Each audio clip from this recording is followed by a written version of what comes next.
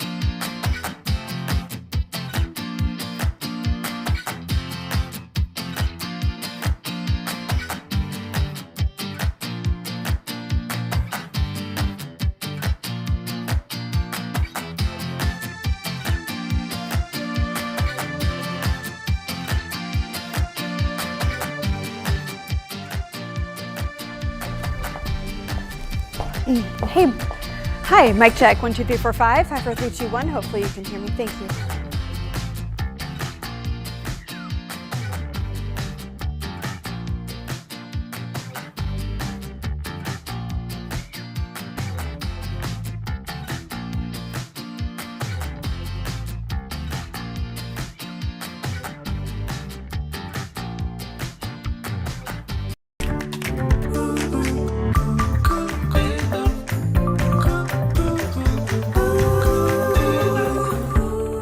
Good morning, and thank you for joining us on After GMS. It is Monday, January 10th. So glad to have you all with us. We do have a lot of big conversations, but first, some introductions.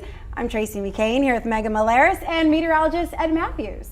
All right, let's start with our forecast before we get to our top story, which is everything that's going on with Guilford County Schools transportation. But Ed, it is a chilly week ahead, feeling like winter finally. Yeah, definitely so. Feeling more like January. And speaking of cold temperatures, it was cold enough for my blood this morning. We check out low temperatures. Now it's going to be much, much colder than this tomorrow morning, as temperatures dipped to near 20, but we went down to 35 in Greensboro, 37 in Burlington and in Winston-Salem, 36 at Lexington, down to 38 at Siler City and in Asheboro.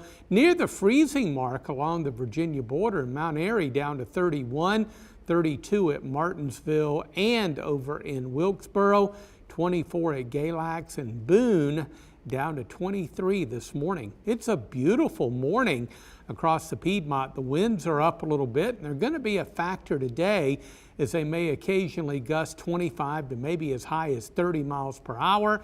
That's going to make it feel real cold all day long.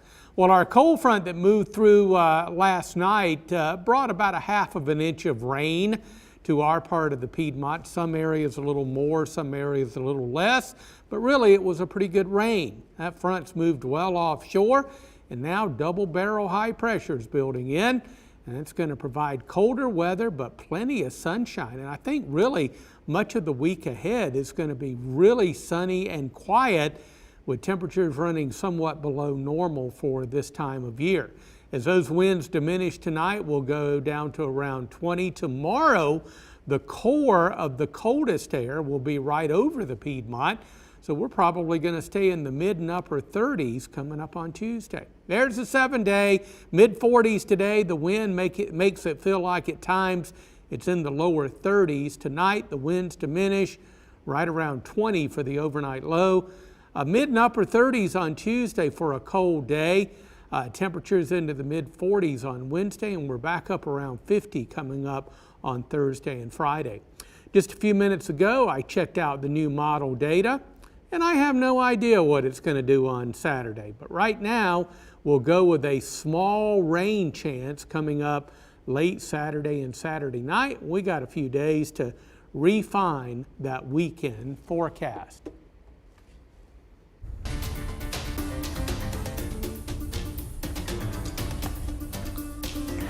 All right, let's start with our morning headlines and we get to our top story today. Soon, some Guilford County school students will board city buses to get to classes this morning. If they haven't already, the school bus driver shortage for school bus changes that start today and last for at least the next 2 weeks. The changes impact 8 high schools within Greensboro and High Point city limits. WFMY News 2's ITD McMiller is in Greensboro with what parents and students need to know. Well, 39,000 GCS students ride these yellow school buses daily, but for the next 2 weeks, they may instead ride city buses because GCS has temporarily suspended their bus routes for high schoolers living in Greensboro and High Point. High school students who attend any of the 8 schools displayed on your screen can ride city buses for free to and from school. They must show their GCS One card for the free fare. To make this easy for students, they can use an app called TransLock that they can download. Now, on this app, students can find the routes closest to their home, when the bus will arrive, and if they'll need to switch buses. Now, most city stops are on the edge of campus and do not drop students off directly at school. Now, city officials say they can also use Google Maps to track what bus stops students will need to walk to, what buses to take, and then where they will need to walk once they get off the bus. GTA says that they take safety seriously and have professionally trained operators who can respond to any kind of emergency. Also, we have recordings, cameras, and microphones on all of our buses that can record any incidents that may take place, and we can follow up on those immediately. And GCS is offering several shuttle stops that can take high school students to campus. They will only serve apartment complexes and neighborhoods where there is a large number of students who ride district school buses. And you can access shuttle routes on the GCS website by clicking high school shuttle routes. City officials are asking families to be patient as they navigate this change. On our website at WFMYnews2.com, you can find more information on those shuttle routes as well as details and tips for navigating public transportation. Well, some parents are wondering, why can't high school students just switch to remote learning? Well, here's what GCS officials say it boils down to. Essentially, the district cannot legally allow students to learn from home for more than 5 days. The new North Carolina law limits district to 5 days of remote learning and makes it harder for school districts to switch to remote learning at home. GCS says it is saving its remaining remote days for possible inclement weather this winter. All right, new this morning, a Winston-Salem road is closed as police investigate a homicide. Officers say the east and westbound lanes of 25th Street are closed at North Patterson Avenue. In case you missed it, I'm talking about Winston-Salem, where they're investigating a homicide. The east and westbound lanes of 24th Street, where this investigation is taking place, are open right now. We are waiting for more information about this investigation, and we'll keep you updated on air and online. You have until this Saturday to sign up for health coverage under the Affordable Care Act. If you need help understanding plans or enrolling, you can join a free virtual explainer today. Legal Aid of North Carolina is hosting this event. Experts will be available from 4 to 7 tonight, answering your questions about the ACA health insurance plans. Again, the deadline to enroll is this Saturday. Well, America is remembering a beloved television dad, an iconic actor and comedian, Bob Saget. He died at age 65 this weekend, quite suddenly. He's most famous, of course, for his role on the sitcom Full House and America's Funniest Home Videos. We, of course, have so many memories of Bob Saget, so we asked you to share some with us. What is your favorite TV memory of Bob Saget? While you're typing in your memories, I'm sure there are plenty. We do want to give you some more information about his death. First responders say they found Saget unresponsive in his Orlando, Florida hotel room Sunday. Officials say there were no signs of foul play and do not suspect drug use. However, his cause of death remains undetermined. Saget was in Florida for a comedy tour. Again, he was so young, just 65 years old. Well, those who worked with Saget during his career are sharing their reactions online. His Full House co-star John Stamos wrote, "I am broken, I am gutted, I am in complete and utter shock. I will never ever have another friend like him." Cameron Candace Buer, who played DJ, his oldest daughter, on Full House, wrote, quote, "Bob was one of the best human beings I've ever known in my life." And then we heard from Josh Radnor, who co-starred with him on How I Met Your Mother. He said, "I'll hear his voice in my head for the rest of my days."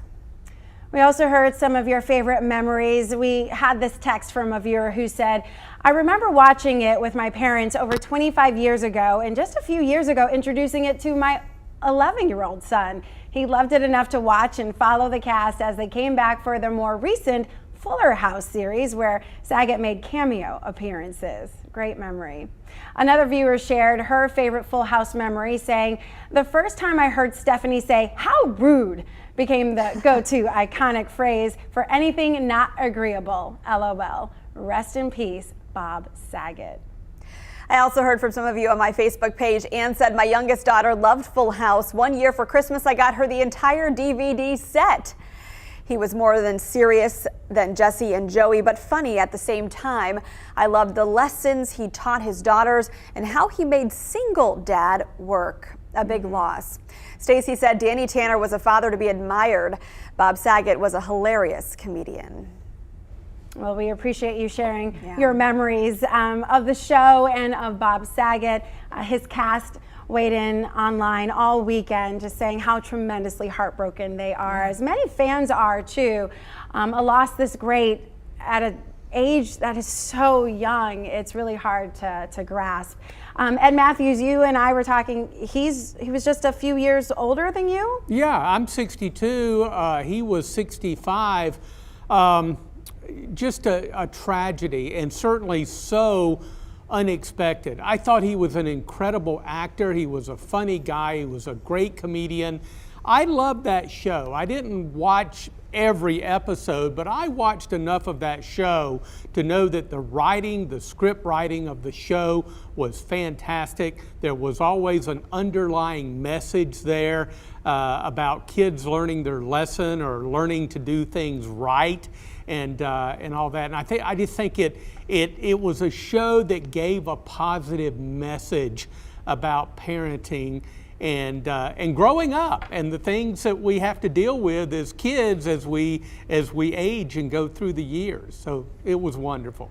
Yeah, great show. Yeah, so many people are commenting here about his stand-up that it was kind of vulgar at times and out there. And so I'm honestly glad to say that I have not seen his stand-up acts, especially the ones that you're referring to on the feed, because my image of Bob Saget is what he was as Danny Tanner on Full House, a wholesome family man, an all-around good guy, an incredible single dad to 3 girls. And I love that at the end of every episode, there was always an underlying message, a theme, a life lesson, maybe a mistake that turned into a good moment, a teaching moment. And so I really admired the way he parented his 3 girls, DJ, Stephanie, and Michelle, on the show. And then he was a father to children in real life as well. And I'm sure they are incredibly devastated this morning. This loss seemingly came so suddenly.